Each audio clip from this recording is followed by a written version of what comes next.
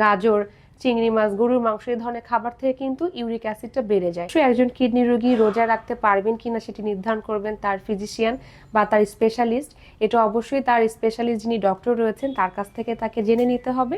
এবং পাশাপাশি সে যদি রোজা রাখতে চায় তাহলে কিন্তু তার দেখা যাচ্ছে অনেক সময় ক্রিটিনিন লেভেলটা হয়তো খুব বেশি না, অল্প একটু বেশি আছে, সে ডক্টরের পরামর্শে আছে, তাদের জন্য আমি বলবো যে রোজার মাসে একটু বাড়তি সচেতনতা অবলম্বন করা। আর যাদের গাউট বা দেখা যাচ্ছে ইউরিক অ্যাসিড বেশি থাকে তাদের ক্ষেত্রেও কিন্তু একই রকম মানে যেটা আমরা বলবো পরামর্শ সেটা অবলম্বন করতে হবে। এই ধরনের পিউরিনযুক্ত খাবার যেমন ডাল, বিচি, সিডস, গাজর, চিংড়ি মাছ, গরুর মাংস এই ধরনের খাবার থেকে কিন্তু ইউরিক অ্যাসিডটা বেড়ে যায়। ইউরিক অ্যাসিড বেড়ে গেলে কিন্তু তার দেখা যাচ্ছে মাসেল ক্র্যাম্পিং, পা ফুলে যাওয়ার সমস্যাগুলো হতে পারে। তাই অবশ্যই রোজা শুরু হওয়ার আগে আপনার বিশেষজ্ঞ ডক্টরের পরামর্শ নেবেন। আপনি আসলে রোজা রাখতে পারবেন কিনা বা রোজা রাখলে আপনার কি কি করণীয় সেটি জেনে নেবেন। আর এই যে খাদ্য তালিকা এটি আপনাদের সচেতন করার জন্য অবশ্যই স্পেসিফিক ডায়েট চার্ট নেওয়ার জন্য আপনার একজন পুষ্টিবিদের পরামর্শ গ্রহণ করতে হবে।